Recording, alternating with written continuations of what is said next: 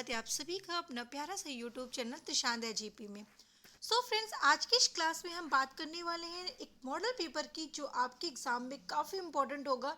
आप सभी का एग्ज़ाम आ रहा है और सभी को पता है, आप लोग तैयारी भी कर रहे हैं। मॉडल पेपर अक्सर एग्ज़ाम में आप लोग सॉल्व करके ही जाते हैं, जिससे कि आपको ये अंदाज़ा रहे कि किस टाइप के क्वेश्चंस आपके एग्ज़ाम में आने वाले हैं। तो मैं आपके लिए जो क्वेश्चंस लेकर आई हूँ वो कई बार एग्जाम में पूछे गए क्वेश्चंस है, उसी क्वेश्चंस को आपको लेकर आई हूँ। आपका 5 से 6 ईयर का एनालिसिस करके इस क्वेश्चन को हम लेकर आए हैं। तो बने रहिए वीडियो के अंत तक में और इसको देखना बिल्कुल मत भूलिएगा। बीएससी सेकेंड ईयर का थर्ड सेमेस्टर के स्टूडेंट के लिए है ये। तो जितने भी स्टूडेंट हमारे बीएससी सेकेंड ईयर के सेमेस्टर थर्ड वाले हैं वो इस वीडियो को देखना बिल्कुल ना भूलें। तो चलिए हम बात करते हैं। यहाँ पर क्वेश्चन सबसे पहले आपको देखिए बता दे रहे हैं कि वेरी शॉर्ट क्वेश्चंस और शॉर्ट क्वेश्चंस और लॉन्ग क्वेश्चंस। ठीक है, तीन टाइप के क्वेश्चंस आपके एग्जाम में आते हैं, यानी कि सेक्शन ए, बी और सी। इस तरीके से तीन टाइप के क्वेश्चंस आते हैं जो 70 मार्क्स के आपके होते हैं। अब आपको कैसे क्या लिखना है, कैसे क्वेश्चंस को एक्सप्लेनेशन करना है, ये हम सारी चीजें इस वीडियो के माध्यम से आपको बताएंगे। सबसे पहले हम वेरी शॉर्ट की बात करते हैं। तो देखिए, एक चीज ध्यान रखिएगा कि जो वेरी शॉर्ट के क्वेश्चंस होते हैं वो ओनली 3 नंबर्स के होते हैं और इसमें आपको बहुत ज्यादा लिखने की जरूरत नहीं है। बहुत सारे स्टूडेंट होते हैं कि मैं पूरा पेज भर के रहूंगा, नहीं। क्वेश्चन क्या पूछा है, सिर्फ इतना पूछा है कि प्रतिलेखन की प्रक्रिया क्या है। ठीक है, what is process of transcription. तो बस इतना ही आंसर देना है आपको कि प्रतिलेखन की प्रक्रिया क्या है। ठीक है, इसके बाद आप अगर आप ये 4 लाइन में आ जाता है या 5 लाइन में आ जाता है, बस उतना ही लिखना है। उससे ज्यादा एक्सप्लेनेशन करने की आपको जरूरत नहीं है। ठीक है, हाँ, और एक चीज ध्यान दीजिएगा, अगर आप बायो के स्टूडेंट हैं, भाई यहाँ पे जूलॉजी का एग्जाम देने जा रहे हैं, तो अक्सर आपके एग्जाम में डायग्राम बनाने को जरूर आता है। ठीक है, तो डायग्राम बनाने को जरूर आता है, लेकिन शॉर्ट में डायग्राम बनाने की जरूरत नहीं है। हाँ, शॉर्ट में अगर आपके पास टाइम है तो आप बना सकते हैं, लेकिन ज़्यादा लिखने की ज़रूरत नहीं है। डायग्राम बना देंगे तो बहुत ही अच्छा रहेगा। और अगर नहीं भी बनाते हैं, अगर आपने पूरा उतना कंप्लीट लिखा है जितना पूछा है, तो उसका आपको पूरे मार्क्स मिलेंगे।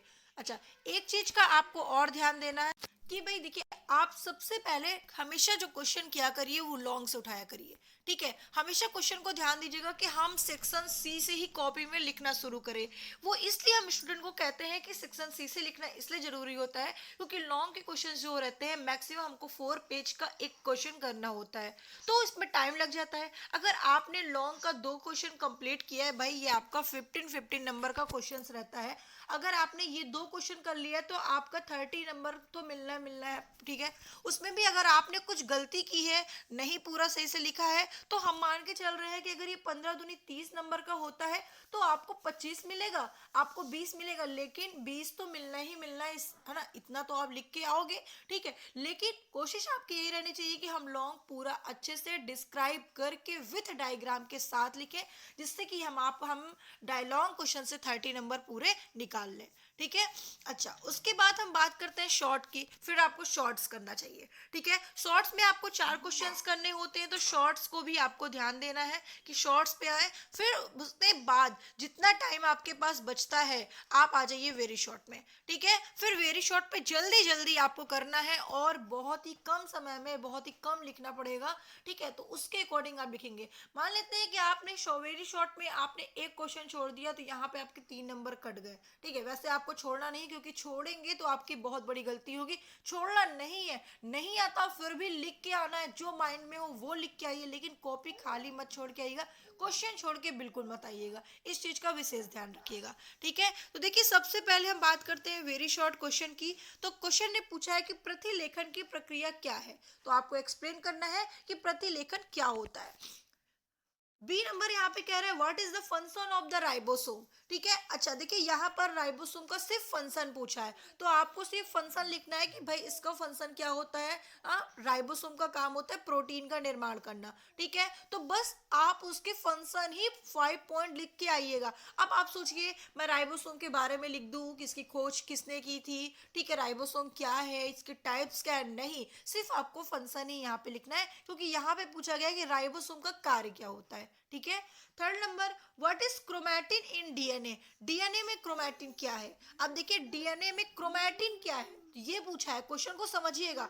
तो आपको सिर्फ बताना है कि डीएनए जो होता है उसमें क्रोमेटिन है क्या, क्रोमेटिन का रोल क्या है, ठीक है, बस आपको इतना लिखना है। अब देखिए क्वेश्चन नंबर 4, डी यानी कि how gene slicing is done, ठीक है। अब देखिए स्लाइसिंग की बात यहाँ पे कह रहा है, साइलेशिंग की, सॉरी, साइलेशिंग की बात कर रहा है कि जीन साइलेशिंग कैसे की जाती है। तो भाई जीन साइलेशिंग कैसे की जाती है वो आपको डिस्क्राइब कर देना है, ठीक है। What is the focal distance of microscope, सूक्ष्मदर्शी की फोकस दूरी कितनी होती है। सिर्फ एक लाइन का आंसर है, तो बस आपको एक लाइन का ही आंसर यहाँ पे बताना है, ठीक है। उसके बाद यहाँ पे पूछा है औशादन क्या होता है, सेडिमेंटेशन क्या होता है, तो आपको बता देना है भाई सेडिमेंटेशन क्या होता है, ठीक है। What is the pH range of, ठीक है। अब अगर हम बात करते हैं यहाँ पर जी नंबर की, तो देखिए जी नंबर आपका जो है वो क्या है, what is the pH range of basic solution, यानी कि मूल विलयन का पीएच मान कितना होता है। देखिए मूल विलयन का अगर हम बात करते हैं, मूल विलयन का जो पीएच मान होता है उसके बारे में अगर आपसे पूछा जाता है तो बस आपको केवल इतना ही लिखना है कि इसकी मान कितनी होती है, ठीक है। उसके बाद व्हाट इज द सीपीआर, ठीक है, व्हाट इज द सीपीआर क्या होता है, सीपीआर का फुल फॉर्म लिखिए। उसके बाद आप 2 लाइन और एक्स्ट्रा बढ़ा दीजिए कि सीपीआर है क्या, ठीक है। What is the zooming microscope, zooming microscope क्या होता है, तो उसके बारे में आपको लिख देना है, ठीक है। What is the promoter sequence, ठीक है, तो प्रोमोटर सीक्वेंस क्या है इसके बारे में भी आपको यहाँ पे लिखना है। अब हम आते हैं शॉर्ट टाइप में, ठीक है। तो देखिए शॉर्ट टाइप की अगर हम बात करते हैं तो यहाँ पर शॉर्ट टाइप में आपके 4 क्वेश्चंस आपको करने होते हैं, ठीक है। तो 4 क्वेश्चंस में आपको जो जितने भी क्वेश्चंस दिए होंगे 7-8 क्वेश्चन या 9-10 क्वेश्चन दिए होंगे, तो उसमें से आपको ओनली 4 क्वेश्चंस करने हैं। तो आपके पास ऑप्शन बहुत सारा रहता है, तो आप इसमें से 4 क्वेश्चंस को आप कर देंगे, ठीक है। जैसे कि आपको फर्स्ट क्वेश्चन है what is the transcription factory, what are the your product of transcription, यानी कि प्रतिलेखन कारक क्या है। तो प्रतिलेखन कारक क्या होता है, इसके 4 उत्पाद बताइए। भाई आपको 3 पेज पूरा भरना है यहाँ पर, ठीक है। अब अगर 3 पेज भरना है तो आप प्रतिलेखन कारक के बारे में पहले एक्सप्लेनेशन करेंगे, 1 पेज का तो आपका यही हो जाएगा। हेडिंग डालेंगे अच्छे से, ठीक है। उसके बाद आप प्रतिलेखन के बारे में लिखेंगे कि इसके कारक क्या क्या हो सकते हैं, प्रतिलेखन है क्या, इसके कारक क्या है, ये सारी चीजें भी लिखेंगे। उसके बाद उसके 4 जो उत्पाद होते हैं उसको भी आप यहाँ पर डिस्क्राइब करेंगे, ठीक है।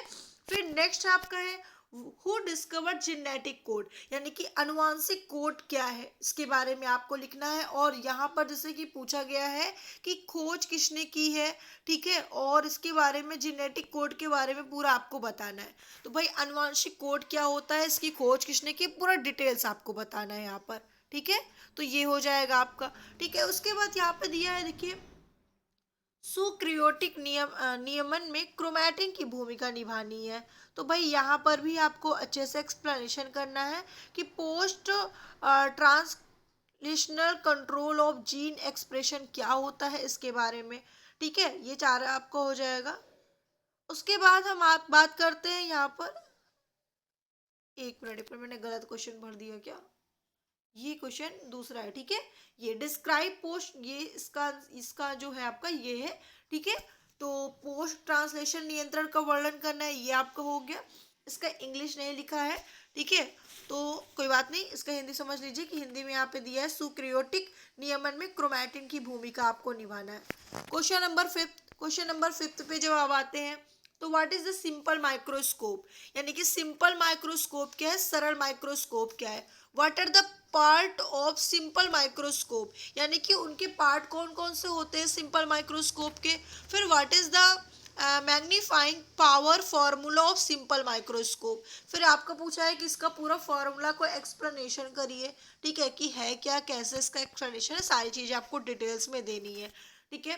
फिर यहाँ पर देखिए अब आपका पूछे सेंट्रीफ्यूलेशन, ठीक है, व्हाट इज द सेंट्रीफ्यूलेशन क्या है, ठीक है, उसकी टेक्निक के बारे में आपको उसकी तकनीक के बारे में लिखना है, ठीक। उसके बाद नेक्स्ट है आपका what is the buffer solution, right the method preparation, यानी बफर विलियन क्या होता है और इसकी तैयारी कैसे की जाती है, कैसे ये विलियन बनता है, इसके बारे में आपको यहाँ पे बताना है।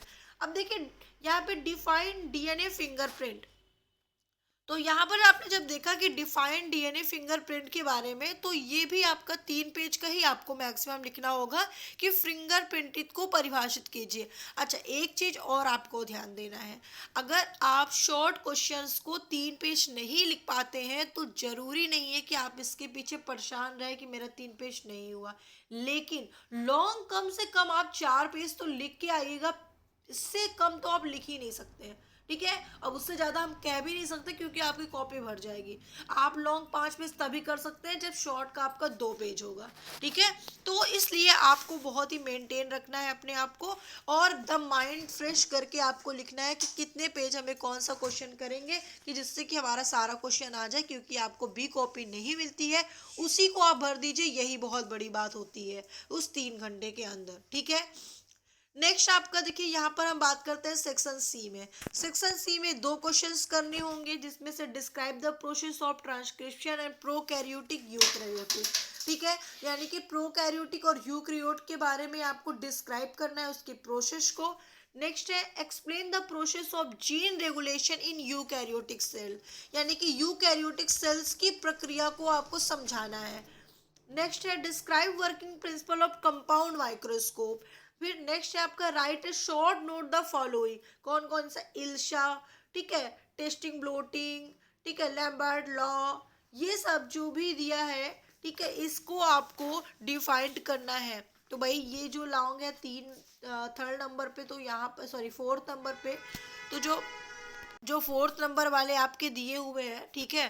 तो 4th नंबर में थोड़ा सा ये चीज़ें ध्यान देना है कि स्टूडेंट 4th नंबर करना बहुत कम पसंद करेंगे, क्योंकि आपको चारों को एक्सप्लेनेशन करना है। लेकिन अगर आपकी अच्छी पकड़ है, इस पे नॉलेज अच्छा है, तो आप बिल्कुल लिख सकते हैं। इल्सा की बात करते हैं तो ये एड्स से रिलेटेड है, याद रखिएगा। एड्स जब किसी को होता है तब इल्सा टेस्ट होता है, तो आपको जब अच्छी जानकारी होगी तभी आप चारों को करिएगा, वरना आप इसमें से 2 कोई भी कर सकते हैं। मेरे हिसाब से तो ये 2 बहुत ही इजी क्वेश्चंस हैं, फर्स्ट एंड सेकंड। नेक्स्ट है आपका what is protein synthesis. Protein synthesis क्या होता है और ट्रांसलेशन इन यूकैरियोटिक्स आपको डिफाइन करना है, ठीक है। तो ये हुए आपके लॉन्ग क्वेश्चन। तो इस तरीके से मैंने आपको बताया, ठीक है, जूलॉजी का basis 2nd year semester 3rd के लिए। हम अब जल्दी से ही लेकर आएंगे सेमेस्टर 4th का भी, और ऐसे ही वीडियो देखने के लिए चैनल को सब्सक्राइब करके रखिए, क्योंकि हम आपके लिए डेली मॉडल पेपर ले आएंगे, और जितनी भी नोटिफिकेशन होती है ग्रेजुएशन पोस्ट ग्रेजुएशन से, ये सारी नोटिफिकेशन आप तक पहुंचाएंगे। क्या है क्या नहीं ये सारी चीज़ें बताएंगे, कैसे एग्जाम में लिखना है वो भी बताएंगे, सारी चीज़ें आपको बताएंगे। अगर आप मन से प्रैक्टिस करते हैं और इन सभी क्वेश्चंस को तैयार करते हैं, तो मैं उम्मीद करती हूँ कि आपका बाहर से कहीं क्वेश्चंस नहीं आएगा। एक चीज़ और रखिएगा, याद रखिएगा कि बायो एक ऐसा सब्जेक्ट है, अगर आपको बेसिकली नॉलेज है बायो का, आपने इंटर तक बेसिक पढ़ा हुआ है, जितना आपने इंटर में पढ़ा उतना पढ़ा है, फिर तो अगर आप ग्रेजुएशन कर रहे हैं तो ग्रेजुएशन में आपका एक भी क्वेश्चन नहीं छूटेगा, क्योंकि घूम घुमा कर प्रश्न वहीं से पकड़ता है, वहीं से उठाता है। बस आपको डिफाइंड करने का तरीका पता होना चाहिए कि हमें किस तरीके से क्या लिखना है। क्वेश्चन छोड़ के मत आइएगा, मैं बार बार कह रही हूँ सभी से।